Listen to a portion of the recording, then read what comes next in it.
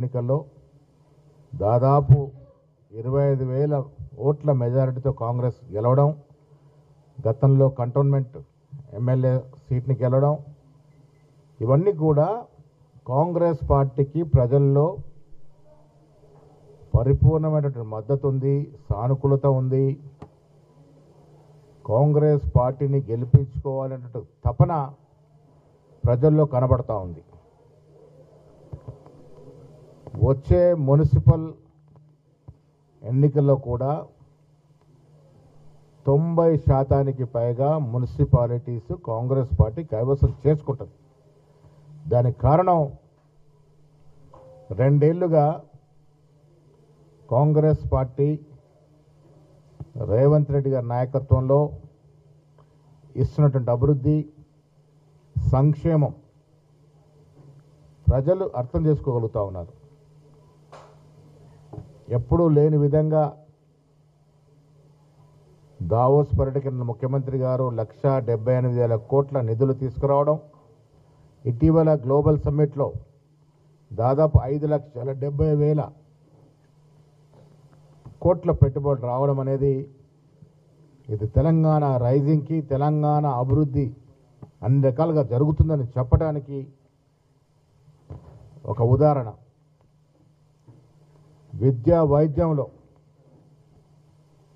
నియోజకవర్గానికి ఒక integrated school, రోడ్ల విస్తరణ, వ్యవసాయానికి సంబంధించి కళాశాలలు, విశ్వవిద్యాలయ యొక్క ఉపకులపతుల నియామకము, పిహెచ్సి ప్రైమరీ హెల్త్ సెంటర్ నుంచి నిమ్స్ వరకు పరిపూర్ణంగా ప్రక్షాళన చేసి వైద్య శాఖని అభివృద్ధి చేయడం, ఒకవైపు స్పోర్ట్స్కి నిధులు ఇవ్వడం, రకరకాలుగా తెలంగాణ రాష్ట్రం గతంలో ఎప్పుడు లేని విధంగా అభివృద్ధి చెందుతూ ఉంది. కేసీఆర్ గారు ఇచ్చినటువంటి అప్పు 7.5 లక్షల కోట్ల అప్పులో కోరుకుపోయి ఉన్నప్పటికీ కూడా దాన్ని అధిగమిస్తూ ముఖ్యమంత్రి గారు, ఆర్థిక మంత్రి గారు అందరూ కూడా సమిష్టిగా పనిచేస్తూ ముందుకెళ్తున్నటువంటి తరుణంలో మొన్న జరిగిన సర్పంచ్ ఎన్నికల్లో దాదాపు 70% గెలిచాం. కొన్ని చోట్ల కాంగ్రెస్ అభ్యర్థులే అధిక సంఖ్యలో పోటీ చేయడం వల్ల అక్కడక్కడ బీఆర్ఎస్ పార్టీ కొంత గెలిచింది. దాన్ని వారేదో మాకేదో చీగురుస్తుందని చెప్పుకుంటా ఉన్నారు. అది సాధ్యమే పనే కాదు. బీఆర్ఎస్ పని రాష్ట్రంలో అయిపోయింది. కేటీఆర్కి సిస్టర్ స్ట్రోక్తో బాధపడతా ఉన్నాడు. హరీష్ రావు గారు మరదల స్ట్రోక్తో బాధపడతా ఉన్నారు. కవిత వేసే సకల ప్రశ్నలకి జవాబు చెప్పలేక తికమక్క పడుతూ ఇబ్బంది పడుతున్న సందర్భం చూస్తూ ఉన్నాం. ఇన్నేళ్లుగా కాంగ్రెస్ నాయకులు వారు చేసినటువంటి అవినీతి గురించి, రాష్ట్రాన్ని 10 ఏళ్లుగా దోచుకున్న తీరు గురించి చెప్తే ప్రజలు కొంతవరకే నమ్మినారు. కానీ వీళ్ళ కవిత సాక్షాత్తు 10 ఏళ్ళు అక్కడ ఉండి అధికారుల నుండి కేసీఆర్ కూతురుగా వీళ్ళ బయటకు వచ్చి ఆవిడ మాట్లాడుతూ ఉంటే ఆ ప్రశ్నలకు జవాబు చెప్పలేనంటే తికమక్క స్థితిలో కేటీఆర్ గారు, హరీష్ రావు గారు ఉన్నారు. వారు చేసిన అవినీతి భాగవతం, వారు చేసిన విచ్చలవిడి పాలన గురించి కవిత ప్రత్యక్షంగా బయటకు చెప్తా ఉంటే ఇది బహిర్గతమైపోయింది. తెలంగాణ రాష్ట్రాన్ని 10 ఏళ్లుగా కేసీఆర్ కుటుంబ సభ్యులు దోచుకున్నారు, యథేచ్ఛగా నిధులు స్వాహా చేశారనేది వాస్తవాలు బయటకు వచ్చిన తరుణంలో జరిగే మున్సిపల్ ఎన్నికల్లో కాంగ్రెస్ పార్టీకి పెద్ద ఎత్తున పట్టం కడతారనే ఒక ఆశ మాకుంది. ప్రజలకి మేము ఇస్తున్నటువంటి సంక్షేమం ఏ ఇతర రాష్ట్రంలో ఇవ్వట్లేదు. సన్న బియ్యం అనేది ఒక చరిత్రాత్మక కార్యక్రమం దేశంలో. ఉచితంగా మహిళలకు బస్సు అనేది కర్ణాటక, తెలంగాణ రాష్ట్రంలోనే ఉంది. మహిళలు స్వేచ్ఛగా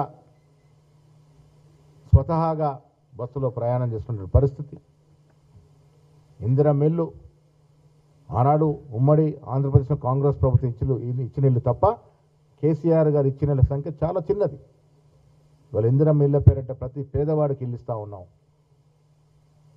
ఎక్కడ పేదవాడు అంటే ఇల్లు లేని పేదవాడు లేకుండా చేసే విధంగా రేవంత్ రెడ్డి గారి ప్రణాళిక నడుస్తూ ఉంది. ఉచితంగా 200 లోపు యూనిట్లు కాల్చుకున్నటువంటి సంఖ్య దాదాపు ప్రతి గ్రామంలో 70% వరకు ఉంది. రుణమాఫీ చేయగలిగినాం. వాళ్ళు 10 ఏళ్లలో 10 నుంచి 15,000 కోట్లు చేస్తే మేము 12 మాసాల్లో 23,000 కోట్ల రుణమాఫీ చేయగలిగినాం. యథేచ్ఛగా యథావిధిగా రైతు భరోసా ఇస్తూ ఉన్నాం. ఇన్ని కార్యక్రమాలు చేసిన తరంలో ప్రజలు దీన్ని అర్థం చేసుకుంటా ఉన్నారు. మున్సిపల్ ఎన్నికల్లో కూడా కనీసం 80 నుంచి 90% సీట్లు మేము గెలిచి తీరుతాం. రాష్ట్రంలో సుపరిపాలన జరుగుతూ ఉంది. రాష్ట్ర ముఖ్యమంత్రి రేవంత్ రెడ్డి గారు, మా మంత్రివర్గ సభ్యులు, ఎమ్మెల్యేలు వారి వారి క్షేత్రస్థాయిలో అనునిత్యం ప్రజా సంక్షేమ కార్యక్రమాలు పాల్గొంటూ అభివృద్ధి విషయంలో ఎక్కడ కూడా ఖరీజ్ కాకుండా రాష్ట్రాన్ని ముందుకు తీసుకెళ్లి తరుణంలో వస్తున్న మున్సిపల్ ఎన్నికల్లో డెఫినెట్గా మంచి సంఖ్యలో మున్సిపాలిటీ గెలుచుకొని తీరుతాం.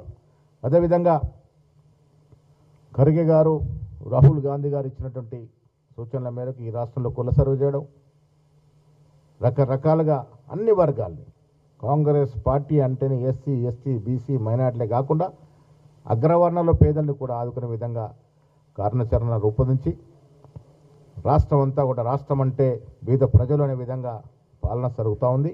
అన్ని సజావుగా పోతున్నట్టు సందర్భంలో వచ్చే ఎన్నికలు డెఫినెట్గా కాంగ్రెస్ పార్టీకి మంచి రిజల్ట్స్ ఇస్తాయనే నమ్మకం నాకుంది.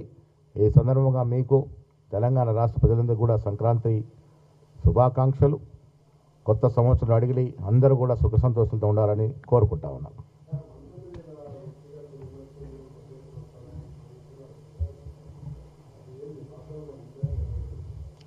నేను వ్యక్తిగతంగా మీ అందరి విజ్ఞప్తి, వ్యక్తుల యొక్క ప్రైవేట్ జీవితాల గురించి ఇలాంటి కథనాలు రావడం అనేది కొంత బాధాకరం. వ్యక్తుల యొక్క ప్రతిష్ట భంగం కలిగే విధంగా కథనాలు రాకుంటే మంచిది.